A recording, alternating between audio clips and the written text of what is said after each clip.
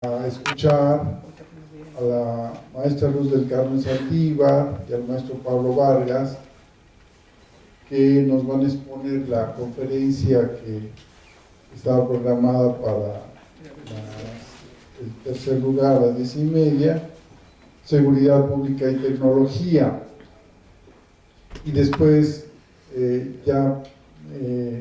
cuando arribe la doctora Tornito, sería esa la tercera conferencia.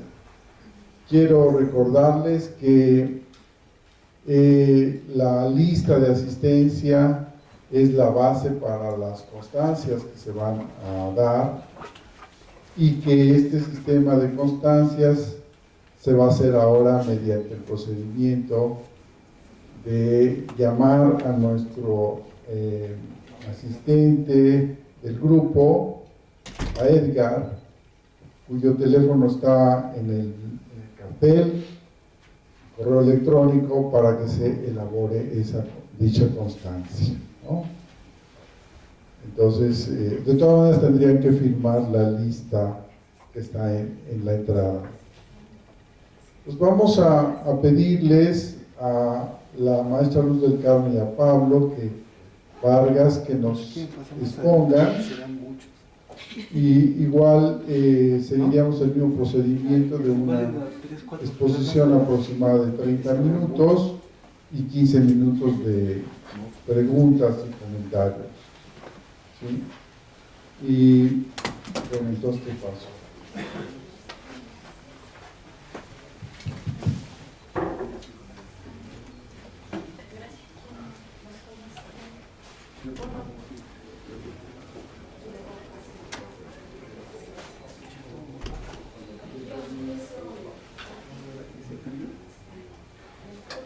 Buenos días a todos, y ahorita vamos a entrar en calor, somos poquitos porque vamos a hablar del miedo.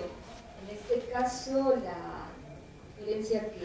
la plática que vamos a dar, el profesor Pablo Vargas García y una servidora, Luz del Carmen Saldívar, vamos a hablar sobre la seguridad pública. Es una de las cuestiones que han sido influenciadas y que objetivamente se pueden marcar varias aristas en torno a cómo el uso de las nuevas tecnologías de la información y la comunicación, las TICs y las nuevas TICs, están influenciando en decisiones que en lo personal estamos relacionando con la falta de seguridad e incluso con lo que es un sentimiento muy particular, que es el miedo. En este sentido va a ser la parte fundamental para poder hablar como consumidores de la seguridad. Antes de poder llegar a la seguridad pública, el concepto más general de seguridad como un sentimiento, lo voy a abordar con esta relación de lo que están ofertando y manejando las tecnologías de la información frente al miedo o los miedos que nosotros podemos sentir y cómo los podemos expresar. Voy a partir de una pregunta y esto da paso a hablar entonces de esta relación y de las expectativas que tenemos de sentirnos seguros o por qué nos sentimos inseguros en estos tiempos actuales. ¿A quiénes o a qué beneficia la expansión de los miedos sociales? Para tomar como modelo a esta cuestión de hablar de los miedos, sobre todo en los ámbitos urbanos contemporáneos, hago revisión a un modelo que en su momento construyeron en Argentina hace una década aproximadamente, un grupo de comunicadores, sociólogos y gente que estaba cercana a el estudio de los sentimientos y la seguridad, y sobre todo también desde un modelo neoliberal que está marcando también nuevas pautas en torno a cómo nos identificamos en nuestras comunidades, qué tan individuales debemos ser o qué tanto los vínculos que hemos trazado en el pasado, sobre todo a través de una vida urbana ligada a construcciones anteriores de solidaridad, pueden o se mantienen en torno a la seguridad. Y además estos autores, sobre todo en el caso de Argentina, se hablaba de el poder comprar seguridad, que ha modificado marcado o hacia dónde lo podemos rastrear. Ser un consumidor frente al miedo, tener miedo, ser consumidor de la seguridad, hacia dónde nos lleva. Hablaremos, por lo tanto, de la cultura urbana de este siglo XXI y en esta construcción social de los miedos se afirman en estos modelos de estudios, el temor se acompaña de incertidumbres objetivas, es decir, se relata, se puede dibujar, hay símbolos, se comunica, o a veces también podemos callar o preguntarnos también qué tan común es sentir miedo. Este modelo también nos habla de que es necesario, y nosotros principalmente como estudiosos de las ciencias sociales,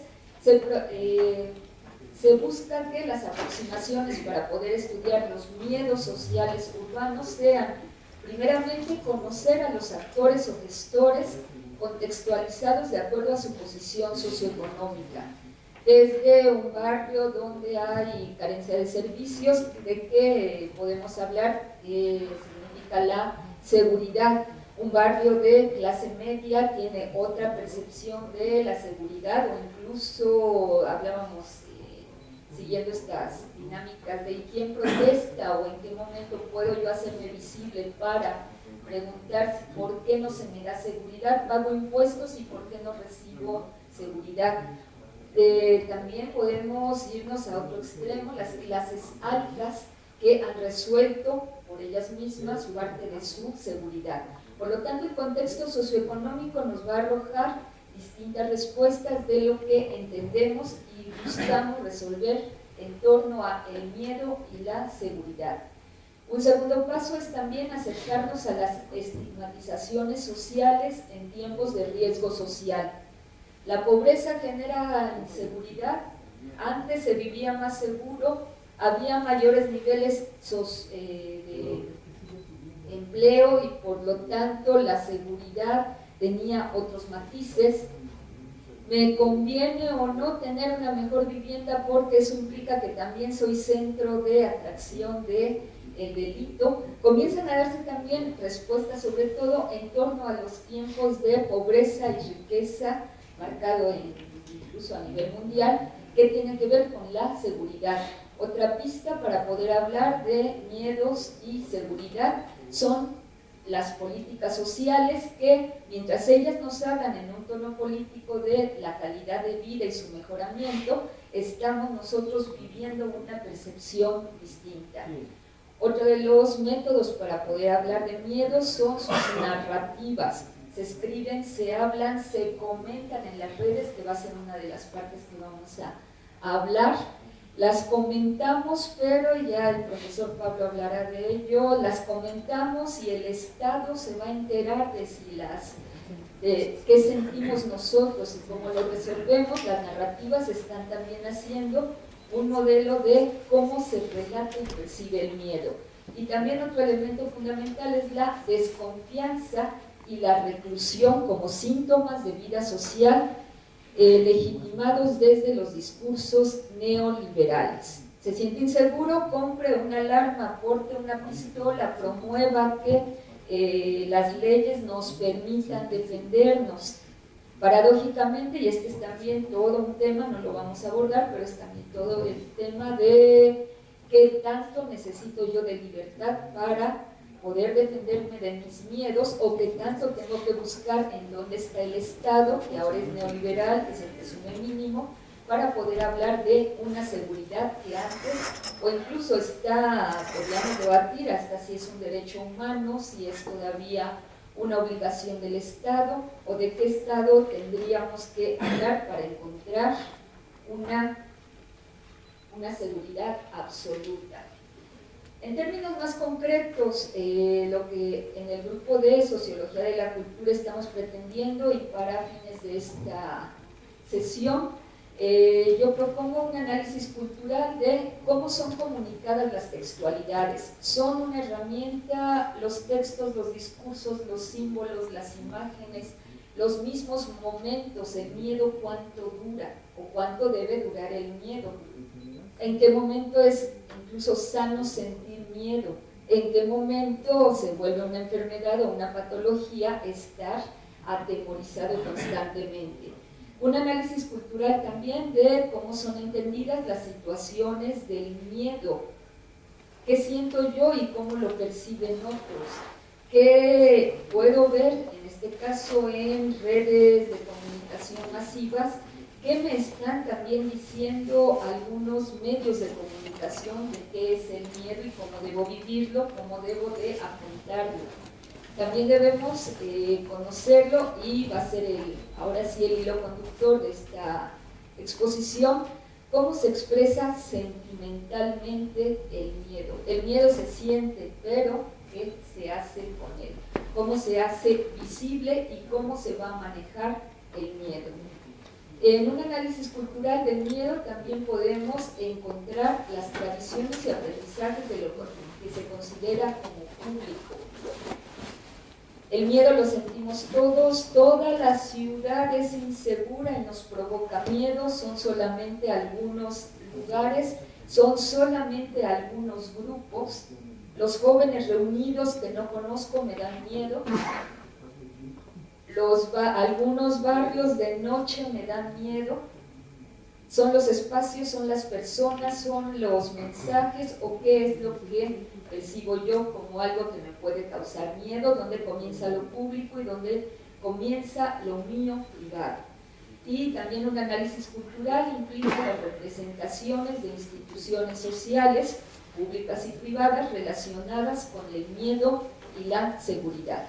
Alguna vez, y por aquí hay una exalumna mía, constantemente jugábamos en clase a preguntarnos qué tanto miedo nos causa un policía, o me siento yo más segura estando sola o estando junto a una patrulla, qué tanto me siento segura con un dispositivo como una cámara que me esté vigilando, qué tan segura me siento caminando sola o qué tan segura me siento en el metro aunque tenga un montón de gente a mi alrededor.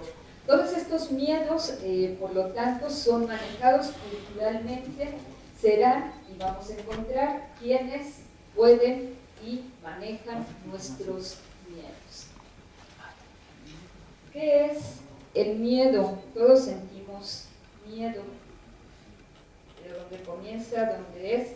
La explicación más cultural de qué es el miedo nos dice que es un sentimiento que se manifiesta como el recelo ante la posibilidad de que ocurra un peligro imprevisto. Se evidencia ante una amenaza real o imaginaria que es vivida como real. Asustarse ante un acontecimiento apabullante, identificar presencias no deseadas, exteriorizar comportamientos que pueden ser repetitivos, pueden derivar en actitudes de parálisis, aislamiento o incluso evitar contacto con el mundo exterior, el cual es imaginado como amenazante. Entonces, eso es el miedo. Ahora sí les puedo preguntar qué tan comúnmente o cuántas horas al día y de qué sentimos miedo. El miedo, y para fines de esta charla, va relacionado con la seguridad. La seguridad encuentra un sentido a través del manejo del miedo. La seguridad, entonces, ¿qué es? Pensar y sin dejar a un lado el miedo. La seguridad significa estar libre y exento de todo peligro, daño o riesgo. En la actualidad, como individuos relacionados con las nuevas tecnologías de la información, estas inciden directamente sobre la vida cotidiana, representan determinadas prácticas, pero a la vez nos llevan a una convivencia paralela y simultánea de dos sociedades, la real y la virtual. En la pantalla está una realidad, la estamos viendo, podemos también atemorizarnos, y creo que todos diario vemos si estamos en alguna red donde asaltan, a qué hora se cometió el primer ilícito del día, en qué calle hoy se puso de moda que vamos a encontrar a los delincuentes, incluso de qué color, de que hay que cuidarse, por dónde hay que caminar. Y diario recibimos prácticamente un instructivo de qué hacer, qué no hacer y cómo nos aconsejamos. Pero esa es una sociedad virtual. Tenemos nosotros además la propia, la real. Las nuevas tecnologías de la información y la comunicación, hablando de seguridad frente al miedo, se aplican en este caso en la búsqueda de seguridad en espacios y sobre todo, y ahí podemos hablar de estas narrativas que se sugerían como herramientas para el estudio cultural, la propiedad, que entendemos por propiedades, que entendemos por el ámbito del hogar o que tanto nos interesa la seguridad llevada al hogar y en nuestros entornos cercanos. Existe desde el ámbito de las ciencias de la comunicación un término que se ha acuñado actualmente y sobre todo en países como Argentina, Chile, el Cono Sur, está hablando de estudios donde el término que ellos están utilizando es el panóptico de la información. Y es este término donde se caracteriza cómo interactuamos desde las nuevas tecnologías de la información y la comunicación. Así es que busquemos nuestros panópticos. Este panóptico de la información, incluso el término, usa en las redes, van a encontrar estudios de quién lo está llevando a debate y quién está construyéndolo, pero en un primer momento nos dice que el panóptico de la información nos lleva a interactuar, a entender cómo interactuamos desde las nuevas tecnologías de la información y la comunicación y por lo tanto nos encontramos con una diversidad de autopistas de información. Hemos experimentado pérdida de barreras con referentes en tiempos y espacios, vivimos una simultaneidad en imágenes, en mensajes, vivimos hipervínculos o conocemos, construimos, compartimos o recomendamos hipervínculos y además sentimos la inmediatez y la ubicuidad. De aquí, para los antropólogos, de aquí a 200 años, cuando pregunten ¿y cómo eran esos hombres temerosos? Eran hombres que vivían bajo la inmediatez y la ubicuidad. Hay también esta explicación de los panópticos, porque ahora hay distintos tipos. Para los que somos sociólogos o los que hemos tenido acercamiento con Foucault y su panóptico, debemos de entender, y es una pista que también se nos da para hablar de ser vigilado. Implica también, si hay nuevas tecnologías que hablan de seguridad, es porque tienen en su interés el vigilar, determinar, controlar, pero hay que ser cuidadosos. Hay un primer panóptico, el que nos habla Foucault, y es un panóptico disciplinario. Aquí identifica a quienes vigila y ejerce observación continua sobre ellos. En el panóptico de Foucault lo importante es la persona, se vigila a la persona, sus movimientos y cómo poderlo controlar. Cambia en el panóptico de la información. El panóptico de la información y por lo tanto la videovigilancia nos va a llevar a otro plano. La videovigilancia disocia prácticas de vigilancia de prácticas de intervención, ya después con las cámaras, y esto ya se hablará más adelante de lo que significa la práctica y lo que significa la intervención, que son en cuestiones de seguridad momentos distintos. La videovigilancia está en torno al espacio y a los individuos en cuanto a trayectorias espaciales. Se hacen seguimientos, voy a vigilar a estos dos individuos y no sé si se llama Pedro, no sé si se llama José, eso es secundario, ya tendrá otro momento en que me interesará.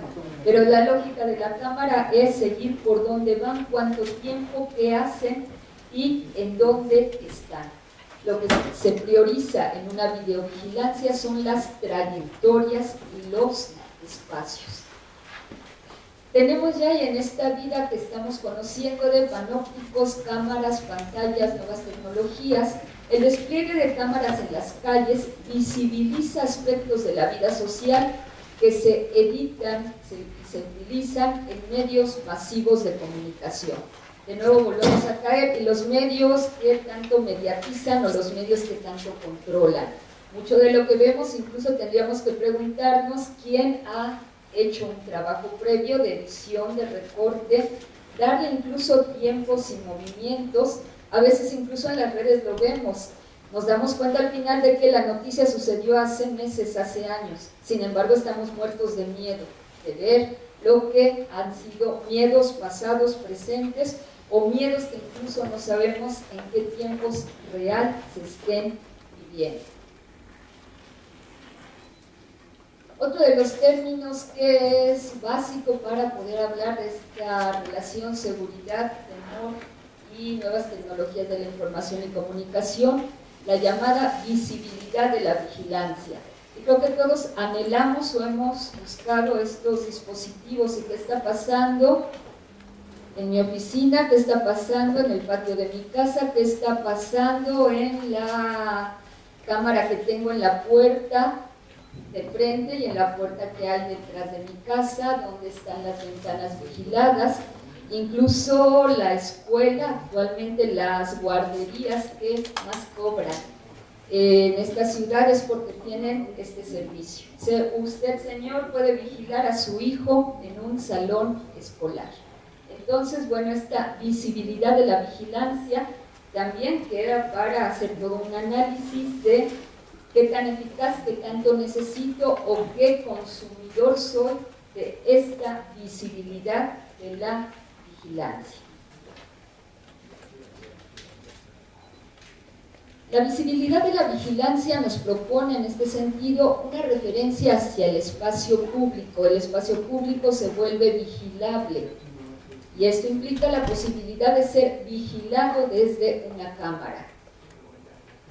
Llegamos también a hablar de los espacios privados, donde discursivamente son objeto de un cuidado especial, en tanto es la esfera de la intimidad. Llegamos entonces a lo público, lo privado, nuestros miedos, la seguridad, quién lo va a resolver y dónde quedan entonces las tecnologías de la información. Le doy palabra aquí, tomo a los llamados o a los empresarios del manejo de la prevención de riesgos. Estas empresas dedicadas a hacer todo este estudio, montar cámaras, saber quiénes somos, cuánto quiere usted pagar, cuánto quiere que estemos vigilando. Y entonces puede tener en su teléfono, puede tener en una pantalla, podemos hacer cintas, puede quedar registrado, lo podemos avisar a la policía, le podemos avisar a los de su barrio, y entonces los profesionales del manejo y la prevención de los riesgos a través de la tecnología, que conocemos nosotros como la seguridad privada, para ellos hay dos palabras claves y esta lógica se resume en safety y security. Ambas implican el monitoreo y control de actividades humanas y nuevas tecnologías de la información y comunicación, la prevención de delitos y estar en condiciones de estar protegido frente a daños o pérdidas. Ese es su discurso, ese es su compromiso y ese es el mercado que nos ofertan. Si estamos interesados en pactar o comprar estos servicios, nuestros miedos estarán siendo gestionados a través de 4 subsistemas. Uno para incendio, uno para robo hurto, un sistema de video y un control de acceso.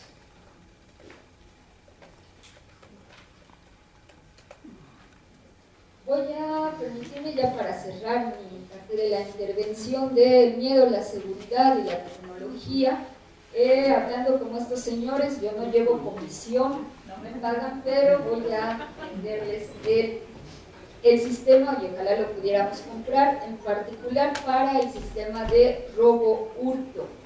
Es la protección del entorno frente a una posible intrusión de personas no autorizadas a sectores o en horarios no permitidos.